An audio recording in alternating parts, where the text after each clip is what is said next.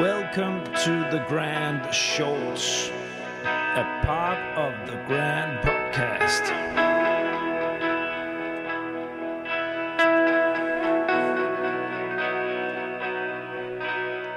The Grand. My name is Niels Tudor-Winter, and I'm the creator, editor, and host of The Grand. The Grand is an independent podcast initiative with the ambition to dig into all corners of the EU R&D funding system on topics of interest for the full EU R&D funding community. When you podcast, you sometimes need to shake things up and try to do things differently. I have launched a short format some time ago, but it needed some rethinking. So here it is, my first shot at serving you vibrant, short podcast episodes with strong engagement. Casper Larsen is an old contact from Brussels. He's a journalist and has been working on a generic communication strategy outline for organizations. We decided to build a podcast series rolling out this strategy in short and concise episodes with concrete examples. With this, I also want to get closer to you, dear listener. We want to get your feedback and for you to share your experience and insights on the topics we discuss, because it adds depth and reflection to the benefit for all. So what will I do? Maybe you noticed my LinkedIn post with a mug. You can win that mug. The next 5 months, we will release episodes in this series. And every month, we choose the best comment or question posted on LinkedIn to win an exclusive The Grand mug. You can't buy this mug. You can only win it. And even better, by the end of this series, we will make a listener panel episode where all 5 winners of the mug will be invited for a podcast recording where we discuss an exchange on communication strategy within EU R&D funding. Now let's get going. This is the second batch of episodes where we will have 3 episodes zooming in on the theme on how to sell your project and its results to the media. We have 10 bullets that we'll run through during the 3 episodes. In the last episode, we looked at impact and relevance by discussing the importance of knowing your audience, crafting a compelling story, and highlighting the impact of your results. In this episode, we will zoom in on shaping captivating angles, using a clear language, and how to use video and other multimedia elements to push your story forward. On the episode site for this episode, you'll find our script so you can follow our discussion. You'll find the link in the episode notes where you listen to your podcast. Please enjoy.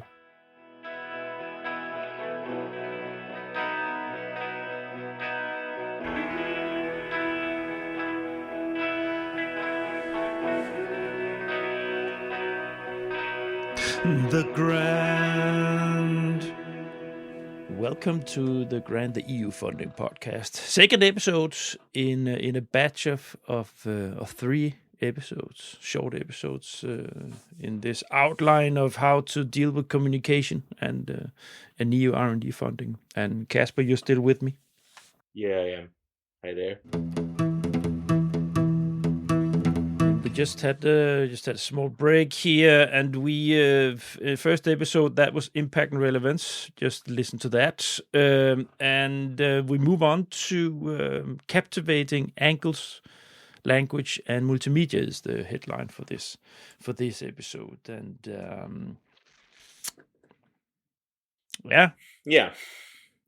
It gets concrete now. Yeah, it's very concrete what we're talking. I guess, we define the audience of the media and had a small talk about like how to shape a narrative and identifying the right media to sell your story to. Now we get into the more, let's say, the actual means, the actual tools, like the language, not least. Yeah, this is very tangible, right? It's how you write. It's how you communicate yourself. Like how to. Yeah.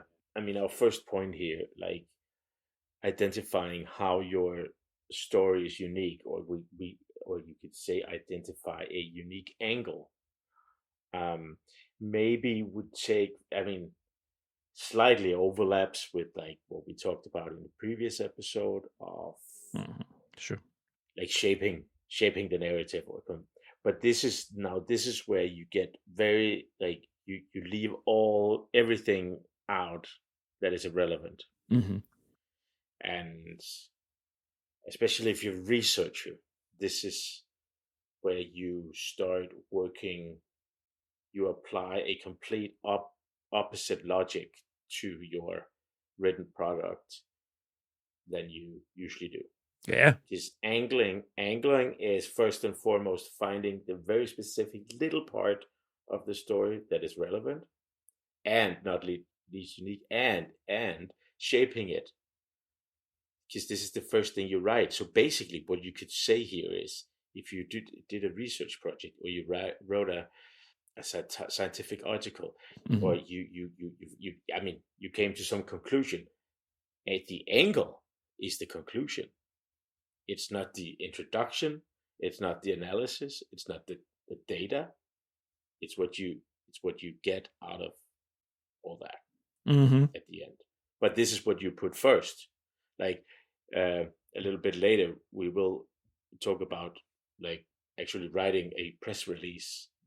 The first thing in the press release and your headline is your conclusion, basically. So look at it like, what is a journalistic angle? Look at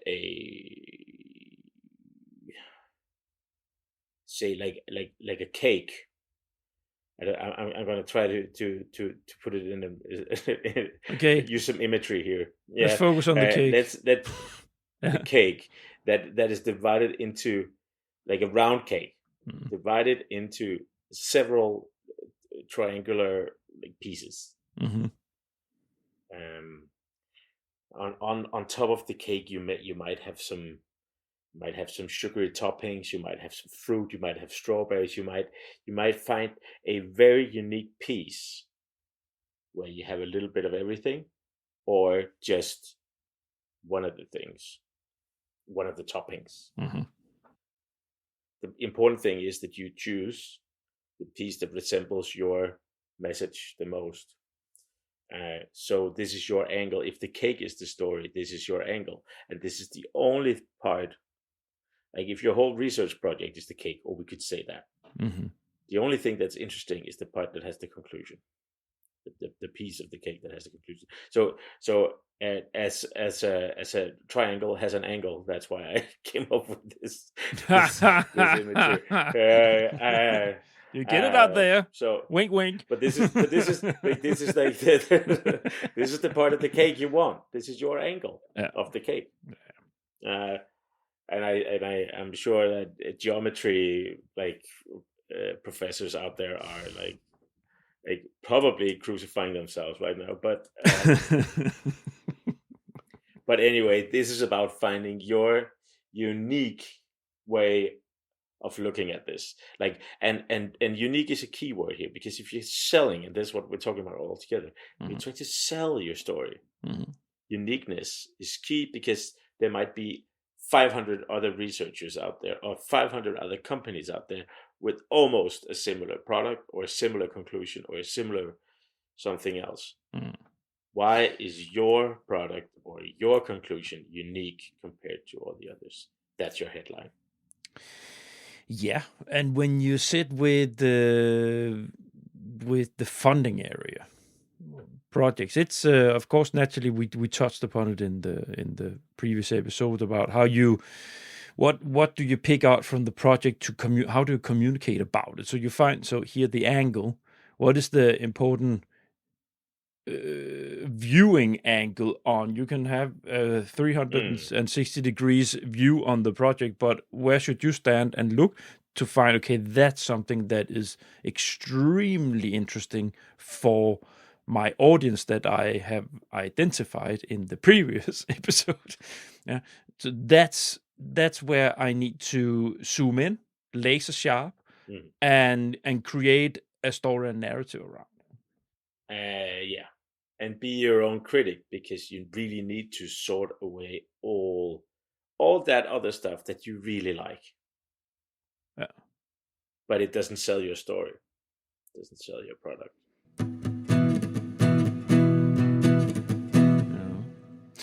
Language does. That's the next section here. Use clear and accessible language. Yeah.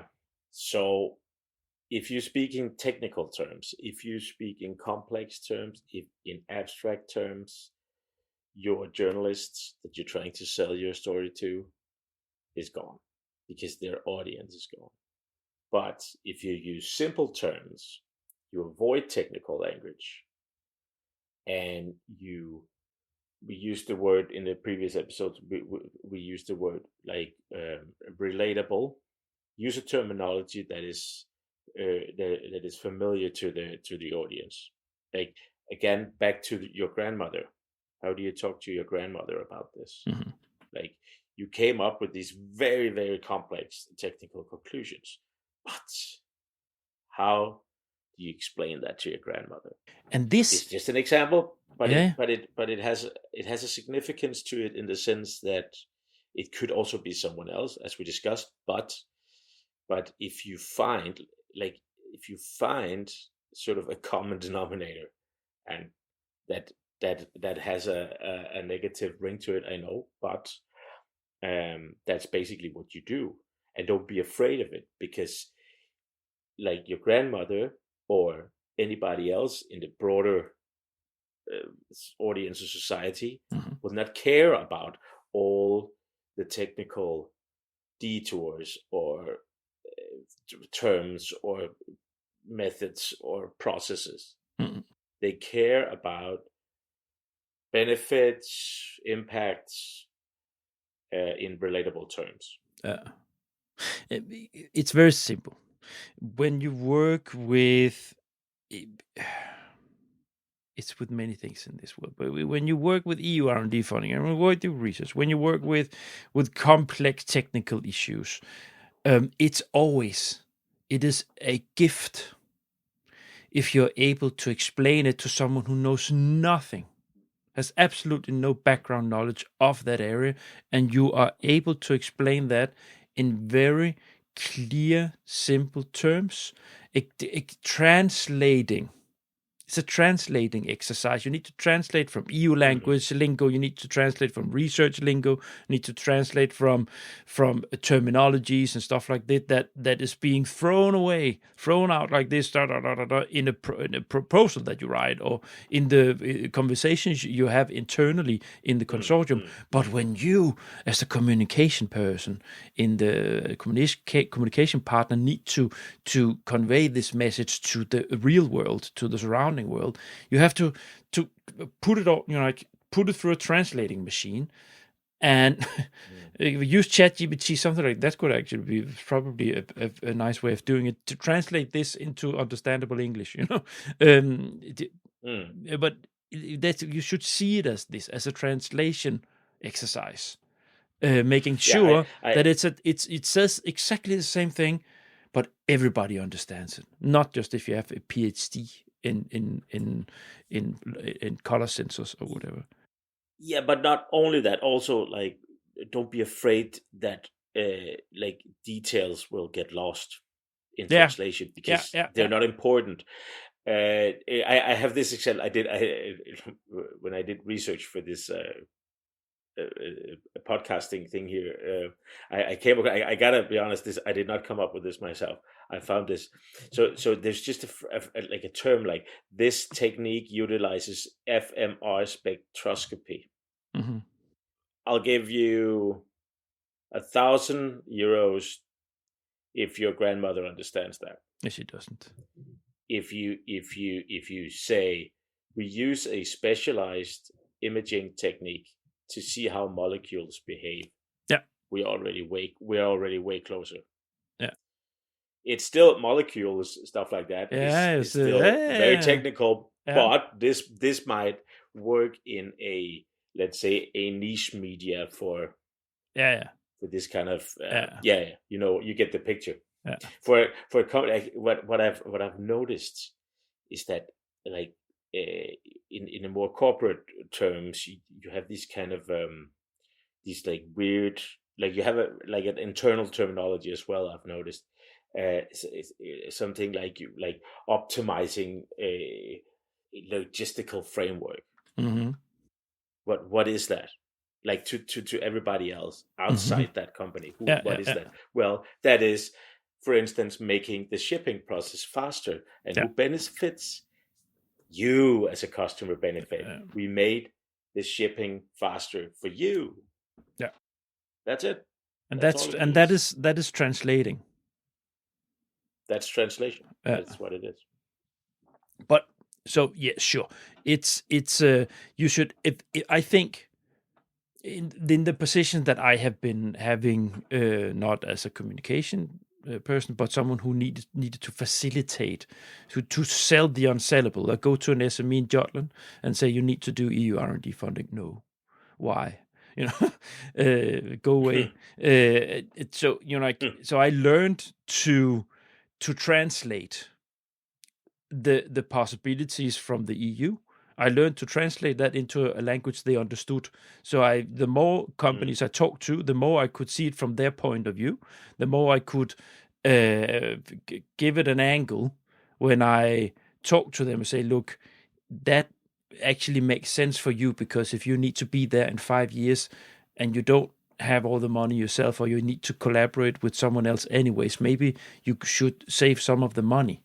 You should get some of the investment, the risk, get the EU to take that risk, because that makes you easier for you to carry that load of investing in that new pilot plant or whatever, a production line. It's the same here. It's understanding and translating the message so to people get absolutely clear what it is you're talking about, even though it's complex. So you need to train that. It's not something you need to exercise and train that. It's because you need to, and that's the trick.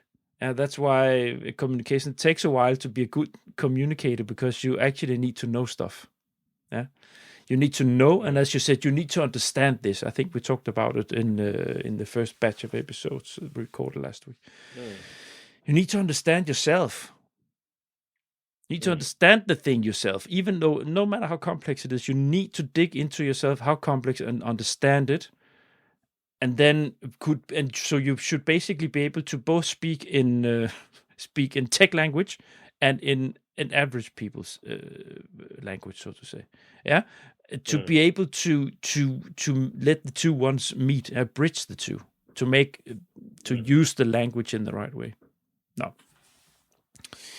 Still remember, if the journalist is interested, this is I keep repeating it because it's important. If a journalist is interested in this story and interested in the details behind the selling message, they will ask you. Yeah. So don't worry about it. You will get a chance to, or most likely get a chance to explain how this came about, or this and that. Right. Anyway, just we need to move on to the next block here to keep it short, which is the concept for you all out there. We're trying to make it ding ding. No, next block. Prepare a strong press release, and it's of course a natural next step on the path that we're talking about here. The language you use, and of course you need to use language to make a press release, a written one. So, Casper? Yeah, you don't. I mean, this is you don't need to always write a press release, but it's a good idea to do it, because this is also a guidance and a speaking paper for you, if you will. This is sort of a backing document to your like little very angled press sell-in. So that, but even more importantly, if you actually send out a press release, you give a journalist a chance to read it and decide, is this interesting or not?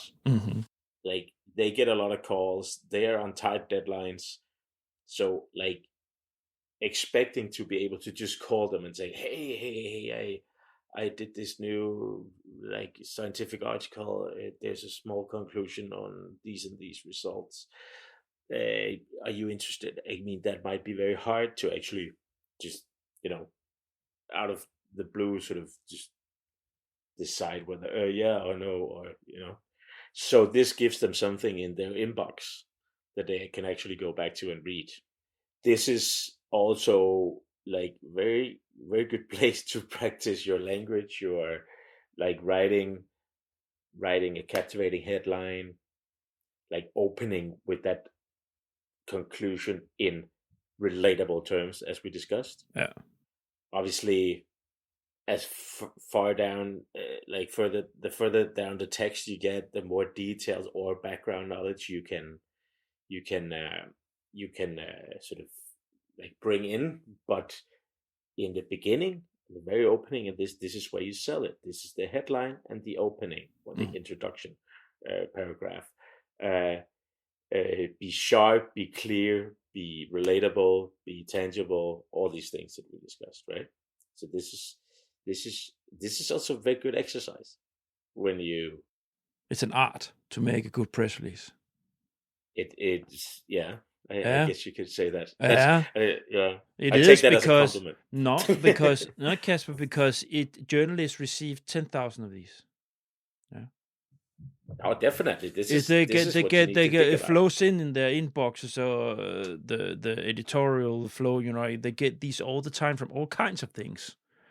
So doing a sharp press release that cuts through the rest, Crap.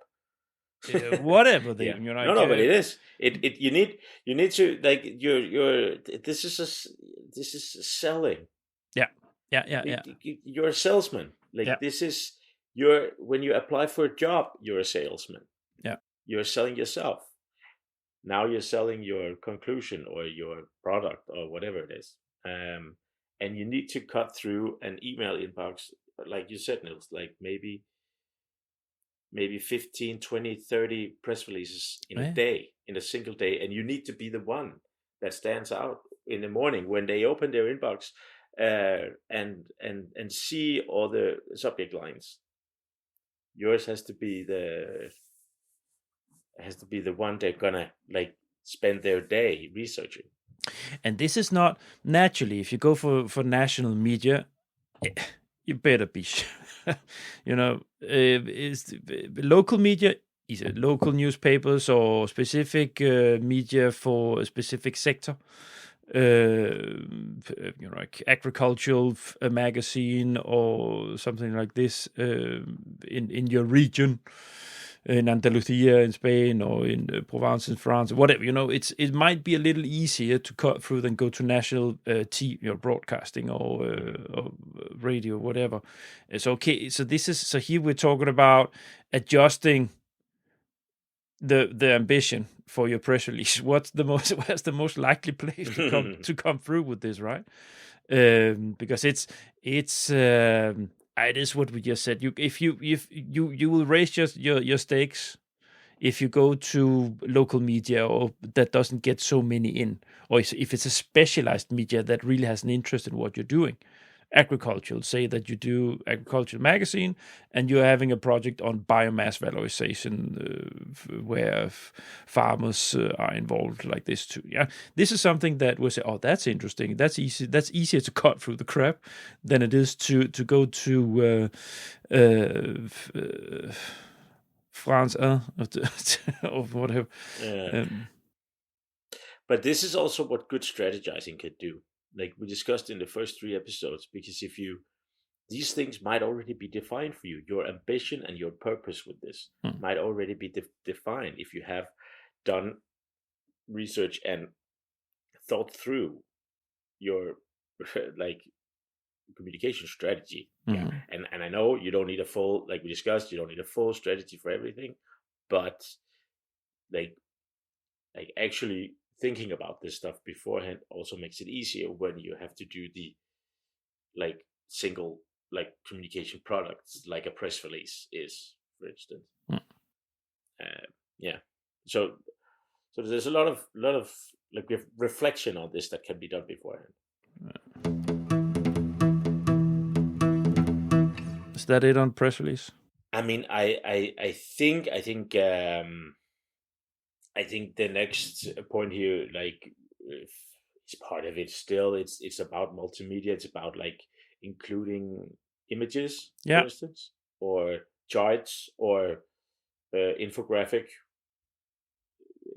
bullet points in general, like creating visual sort of, like, overviews of your content, of your story, of your, because this is, I can the importance of this is, as a journalist, I can count the amount of times I've been sitting there, I've done an interview, and like virtually zero image of this person that I interviewed exists, or it can be hard to find a image in a stock. You have these stock photo services that provide these like very generic images of certain themes, but honestly, they are not very compelling, and they don't sell the story right. If you can find something, if you're selling a car, or you're trying to promote a new car, a new model of your coffee grinder that you're producing or whatever, I mean, it's pretty a no-brainer that you include a picture or some sort of graphic presentation of this grinder so that people see what they buy. But I mean, if you do research, if you on agriculture and how you transform seaweed into biofuel. Yeah.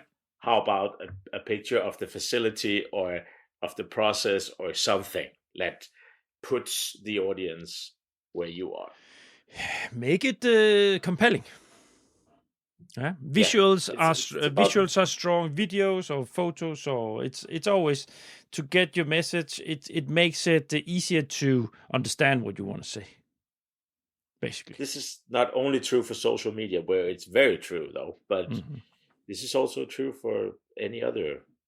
And I mean, if you're already included in, say, for instance, a press release, it's so much easier to do. Oh, damn! They already took these very nice photos. We don't even have to. I sometimes you have journalists who they are on very tight deadlines. They have a lot to do during a day, and they might even have to write 3 short stories within a day. I mean, and if they don't have to go through the bother of actually finding a picture or like asking you for, if it's already there for them, the process for them is so much easier. So yeah. Yes, I mean that's also with press releases and it's you need to make it like a plug and play for the journalist. Yeah, make the day easy for them. That's really it. Plug and play is a good term here. The more plug and play, the better. Of course, not still. I mean, be true to your content and your message and the substance, but that's doable. And we already discussed the language, etc., like the translation and all that. So all this is doable. When I used to work for the former Danish Minister of Foreign Affairs, Uffe Ellemann-Jensen, when I was a student, and worked for an organization that did big events, big summits with prime ministers, CEOs, presidents, stuff like this. Yeah, a lot of VIPs. And I remember our communication the guy responsible for the communication, he was sitting and doing media packages. He was sitting and doing folders and sending them to the editorial offices in the newspapers and media throughout in Copenhagen back then. So this, this with the same idea, you make things, it was nice photos, background information, the story, the narrative of why this is important, so on and so forth. So yeah, exactly. But no videos. It was a different time. I mean, this is not about the message as such. It's about practicalities, but this is a way to deal with the press and sell your story to the press still. So, yeah. Is that it? I think let's wrap that up and then see in the next episode what we do after we send out the press release. Thanks for listening to this. See you in a sec. Bye. Thanks for listening to this episode of The Grant. Want to win the mug? Well, find this post on my personal LinkedIn profile or the Grant LinkedIn site. Share your thoughts, throw a question, or give us feedback. All the Grant episodes have their own site on the Grant website. You'll find the link in the episode site where you listen to your podcast. On the site for this episode, you'll find a link to Casper's personal LinkedIn site and his communication company. Further, there'll be a link to the communication series main page. Finally, you will find the script that we have used so you can follow the examples and the structure of this strategy. Next up is the third episode where we zoom in on how to build a strong relationship with journalists through active follow-up, strengthening ties, and being pushy without being annoying. See you in the next episode.